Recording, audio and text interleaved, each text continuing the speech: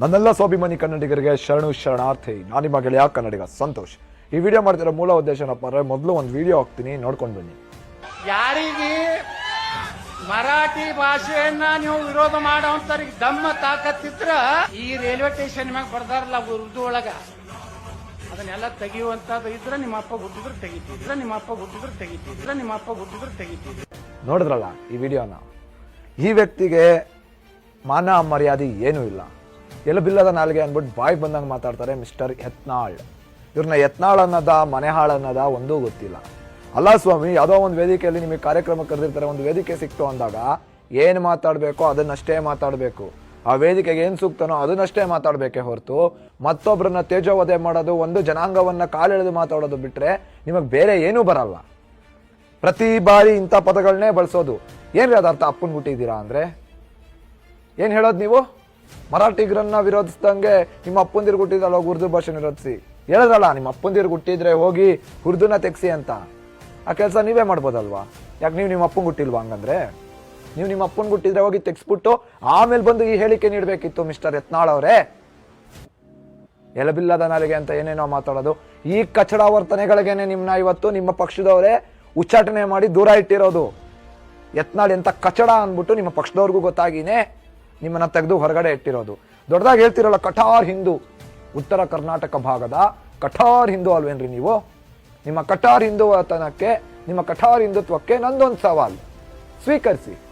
ನೀವು ನಿಜವಾಗ್ಲೂ ಹಿಂದೂನೇ ಆಗಿದ್ರೆ ನೀವೇ ಒಂದು ಪದ ಬಳಕೆ ಮಾಡಿದ್ರಲ್ಲ, ಅದೇ ಪದ ಬಳಕೆಯನ್ನ ನಾನು ನಿಮಗೆ ಮಾಡ್ತಾ ಇದ್ದೀನಿ ಸ್ವಾಮಿ. ನೀವು ಹೇಳ್ದಂಗೆ ನೀವು ನಿಮ್ಮ ಅಪ್ಪನಿಗೆ ಹುಟ್ಟಿದ್ರೆ ಅದೇ ಉತ್ತರ ಕರ್ನಾಟಕ ಭಾಗದ ಬಾದಾಮಿಯಲ್ಲಿ ಒಂದೇ ಒಂದು ಇಮ್ಮಡಿ ಪುಲಕೇಶಿ ಮಹಾರಾಜರ ಪುತ್ಥಳಿ ಇವತ್ತವರೆಗೂ ಇಲ್ವಲ್ಲ, ನಿರ್ಮಾಣ ಮಾಡಿ. ಯಾಕೆ? ಇಮ್ಮಡಿ ಪುಲಕೇಶಿ ಮಹಾರಾಜರು ಹಿಂದೂಗಳಲ್ವಾ? ನಿಮ್ಮ ಕಣ್ಣಿಗೆ ಆ ಮರಾಠಿಗರು, ಆ ಶಿವಾಜಿ, ಶಾಂಬಾಜಿ, ಅವ್ರ ಅಪ್ಪ, ಅವ್ರ ಚಿಕ್ಕಪ್ಪ, ಅವ್ರ ದೊಡ್ಡಪ್ಪ, ಅವ್ರ ಮಕ್ಕಳು, ಅವ್ರ ಮೊಮ್ಮಕ್ಕಳು ಮಾತ್ರ ಹಿಂದೂಗಳ ತರ ಕಾಣಿಸೋದಾದ್ರೆ ನಿಮ್ದು ಯಾವ್ದ್ರಿ ಹಿಂದುತ್ವ? ಅಂತ ಹಿಂದುತ್ವ ನಮಗ್ ಬೇಡವೇ ಬೇಡ ಸ್ವಾಮಿ. ಅಂತ ಹಿಂದುತ್ವ ನಮಗ್ ಬೇಡವೇ ಬೇಡ. ಇದು ಸರ್ವ ಜನಾಂಗದ ಶಾಂತಿಯ ತೋಟ. ಇಲ್ಲಿ ಎಲ್ಲಾ ಧರ್ಮದವ್ರನ್ನು ನಾವು ಕನ್ನಡಿಗರಾಗೆ ಭಾವಿಸ್ತೀವಿ. ಅಂತ ಕನ್ನಡಿಗರನ್ನ ಅಪ್ಪನ್ ಹುಟ್ಟಿದ್ರೆ ನೀವ್ಯಾರು ಹುಟ್ಟಿದ್ದೀರಿ? ನೀವ್ಯಾರಿಗೆ ಹುಟ್ಟಿದ್ದೀರಿ ಮಿಸ್ಟರ್ ಯತ್ನಾಳ್? ಕನ್ನಡ ಹೋರಾಟಗಾರರನ್ನ ನೇರವಾಗಿ ಎದುರಾಕೊಳಕ್ಕಾಗಲ್ಲ ಅಂದ್ಬಿಟ್ಟು ಇಂಡೈರೆಕ್ಟ್ ಆಗಿ ಹೇಳೋದು. ನಾಚಿಕೆ ಆಗ್ಬೇಕು. ನಿಮ್ಮ ಯೋಗ್ಯತೆಗೆ ಬೆಂಕಿ ಹಾಕ. ದೊಡ್ಡದಾಗಿ ಕಠೋರ್ ಹಿಂದೂವಾದಿ ಅಂತಿರಲ್ಲ, ಎಲ್ರಿ ಹೋಗಿದ್ರಿ ಸ್ವಾಮಿ? ಇದೇ ಬೆಳಗಾವಿಯಲ್ಲಿ ರಾಯಣ್ಣನ ಪುತ್ಥಳಿಯನ್ನ ಇದೇ MES ನವರು, ಇದೇ ಶಿವಾಜಿಗೆ ಜೈಕಾರ ಹಾಕೊಂಡು ಇದೇ ಮರಾಠಿಗರು ಕನ್ನಡದ ಧ್ವಜ ಸುಟ್ಟು ರಾಯಣ್ಣನ ಪುತ್ಥಳಿ ಹಾನಿ ಮಾಡಿದ್ರಲ್ಲ, ಎಲ್ರಿ ಹೋಗಿತ್ತು ನಿಮ್ಮ ಕಠಾರ್ ಹಿಂದುತ್ವ? ಯಾಕೆ? ನೀವು ನಿಮ್ಮ ಅಪ್ಪಂಗೆ ಹುಟ್ಟಿಲ್ವಾ? ಹಂಗಂದ್ರೆ ನನಗೆ ನಿಮ್ಮ ತಂದೆ ತಾಯಿ ಬಗ್ಗೆ ಯಾವುದೇ ಬೇಜಾರಿಲ್ಲ, ಯಾವುದೇ ಅನುಮಾನ ಇಲ್ಲ. ನೀವು ಬಳಕೆ ಮಾಡಿದ ಪದನೇ ಇವಾಗ ನಾನು ಬಳಕೆ ಮಾಡ್ತಾ ಇದ್ದೀನಿ ಅಷ್ಟೇ. ಆ ಒಂದು ಪದ ನಿಮ್ಗೆಷ್ಟು ನಾಟುತ್ತೆ ಅಂತ ಪರೀಕ್ಷೆ ಮಾಡ್ತಾ ಇದ್ದೀನಿ. ಸರಿ ಸ್ವಾಮಿ, ಇವೆಲ್ಲ ಬಿಟ್ಬಿಡಿ. ಒಬ್ಬ ನಾರಾಯಣಗೌಡರ ಸಾಮಾನ್ಯ ಕಾರ್ಯಕರ್ತ ನಾನು. ನನ್ನ ಪ್ರಶ್ನೆಗೆ ಉತ್ತರ ಕೊಡಿ. ನನ್ನ ಸವಾಲನ್ನು ನೀವು ಸ್ವೀಕರಿಸಿ. ನಿಮ್ಮ ಅಪ್ಪನಿಗೆ ಹುಟ್ಟಿದ್ರೆ ನಿಲ್ಸಿ ಇಮ್ಮಡಿ ಪುಲಕೇಶಿ ಮಹಾರಾಜರ ಒಂದೇ ಒಂದು ಪುತ್ಥಳಿಯನ್ನ ಬಾದಾಮಿಯಲ್ಲಿ ನೋಡೋಣ.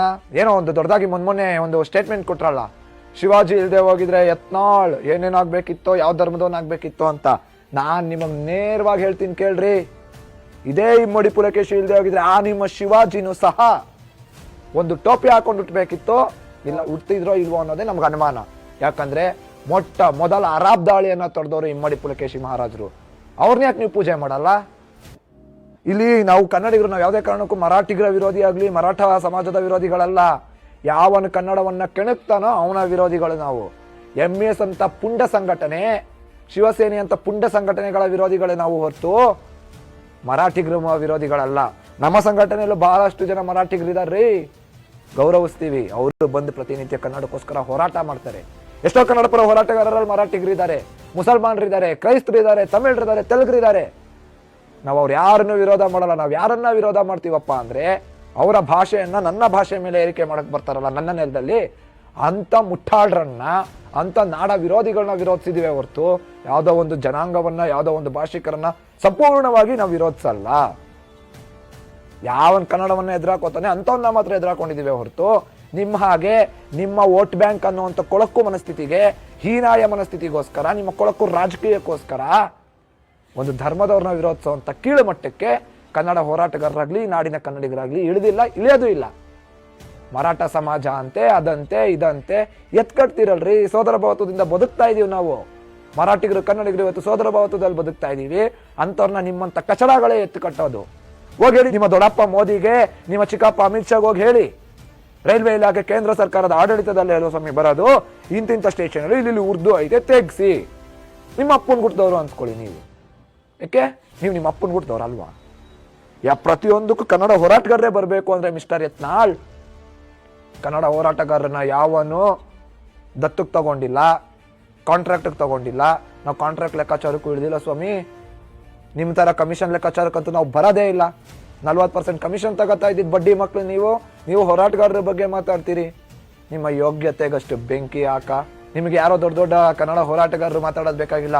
ನಮ್ಮ ನಾಯಕರು ನಾರಾಯಣಗೌಡರು ಮಾತಾಡೋದು ಬೇಡ. ನಾರಾಯಣಗೌಡರು ಒಬ್ಬ ಸಾಮಾನ್ಯ ಕಾರ್ಯಕರ್ತ, ಒಬ್ಬ ಸಾಮಾನ್ಯ ಕನ್ನಡಿಗ. ನಾನು ನಿಮಗೆ ಸವಾಲು ಆಗ್ತಾ ಇದ್ದೀನಿ. ನಿಮ್ಮ ಅಪ್ಪನ ಗುಟ್ಟಿದ್ರೆ ಒಂದೇ ಒಂದು ಇಮ್ಮಡಿ ಪುಲಕೇಶಿ ಮಹಾರಾಜರ ಪುತ್ಥಳಿಯನ್ನ ಅನಾವರಣ ಮಾಡಿ. ಅವಾಗ ನೀವು ನಿಮ್ಮ ಅಪ್ಪನ ಗುಟ್ಟಿದ್ದೀರಾ ಅಂತ ನಾವು ಒಪ್ಕೋತೀವಿ. ನೀವು ಹೇಳ್ದಂಗೆ ನಿಮ್ಮ ಅಪ್ಪನ ಗುಟ್ಟಿದ್ರೆ ನಾವು ಒಪ್ಕೋತೀವಿ. ಅದನ್ನ ನಿಲ್ಸಿ ತೋರಿಸಿ ದಯವಿಟ್ಟು ಕನ್ನಡಿಗರೇ. ಇಂಥ ಮನೆಹಾಳರಿಂದ ಇವತ್ತು ಕನ್ನಡದ ಯುವ ಜನತೆ ದೂರ ಇರಿ. ಇವರ ರಾಜಕೀಯದ ಬೇಳೆ ಬೇಯಿಸ್ಕೊಳಕ್ಕೆ ಯಾಕ್ರಿ ಇದೇ ಯತ್ನಾಳು ಈ ಕೆಲವು ವರ್ಷಗಳ ಹಿಂದೆ ಇದೇ ಮುಸಲ್ಮಾನರ ಒಂದು ಕಾರ್ಯಕ್ರಮಕ್ಕೆ ಹೋಗಿ ಟೋಪಿ ಹಾಕೊಂಡು ಖಡ್ಗ ಹಿಡಿದು ಟಿಪ್ಪು ಜಯಂತಿ ಆಚರಣೆ ಮಾಡಿದ್ನಪ್ಪ. ಇದೇ ಯತ್ನಾಳು. ಎಲ್ಲೋಗಿತ್ರಿ ಮಿಸ್ಟರ್ ಯತ್ನಾಳ್? ಅವಾಗ ನಿಮ್ಗೆ ಹಿಂದುತ್ವ ಕಟಾರ್ ಹಿಂದೂ ಅಲ್ವೇನ್ರಿ ನೀವು ಯಾಕ್ರಿ ಅಲ್ಲೋಗಕ್ಕೆ ಹೋಗಿದ್ರಿ? ನಿಮ್ಮ ರಾಜಕೀಯಕ್ಕೆ ನೀವು ಏನು ಬೇಕಾದ್ರೂ ಮಾಡ್ಬೋದು, ಯಾವ ಧರ್ಮದವ್ರನ್ನ ಬೇಕಾದ್ರೂ ಬಕೆಟ್ ಹಿಡಿಬೋದು. ಅದೇ ಅಮಾಯಕ ಯುವ ಪೀಳಿಗೆ ಸಹೋದರ ಭಾವತ್ವದಲ್ಲಿ ಬದುಕಿದ್ರೆ ನಿಮ್ ಕೈಲಿ ತಡ್ಕೊಳಕಲ್ಲ. ಯಾಕಂದ್ರೆ ನಿಮ್ಮ ರಾಜಕೀಯ ನಡೀತಾ ಇರೋದೇ ಇವತ್ತು, ನೇರವಾಗಿ ಹೇಳ್ತೀನಿ, ನಿಮ್ಮಗಳ ರಾಜಕೀಯ ಇವತ್ತು ನಡೀತಾ ಇರೋದು ಯಾವ್ದ್ರ ಮೇಲಪ್ಪ ಅಂದ್ರೆ ಅಮಾಯಕ ಹಿಂದೂ ಯುವಕರ ಸಮಾಧಿಯ ಮೇಲೆ ನಿಮ್ಮ ಹೊಲಸು ರಾಜಕೀಯ ನಡೀತಾ ಇರೋದು. ಕಳ್ಸಿ ನಿಮ್ಮ ಮಕ್ಕಳನ್ನ ನೋಡೋಣ, ಬೀದಿಗಿಳಿಸಿ ಹಿಂದುತ್ವ ಪರವಾಗಿ ಹೋರಾಟ ಮಾಡ್ಲಿಕ್ಕೆ.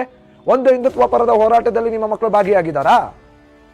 ನಿಮ್ಮ ಮಕ್ಕಳೆಲ್ಲ ವಿದೇಶದಲ್ಲಿ ಒಳ್ಳೊಳ್ಳೆ ವಿದ್ಯಾಭ್ಯಾಸ ಪಡೆದು ಚೆನ್ನಾಗಿರ್ಬೇಕು. ಅಮಾಯಕ ಹಿಂದೂ ಮಕ್ಕಳು, ಯುವಕರು, ಈ ನಾಡಿನ ಯುವಕರು ಹೋಗಿ ಅಲ್ಲೆಲ್ಲೋ ಹಿಂದೂ ಮುಸ್ಲಿಂ ಅಂತ ಜಗಳ ಆಡ್ಕೊಂಡು ಸಾಯ್ಬೇಕು.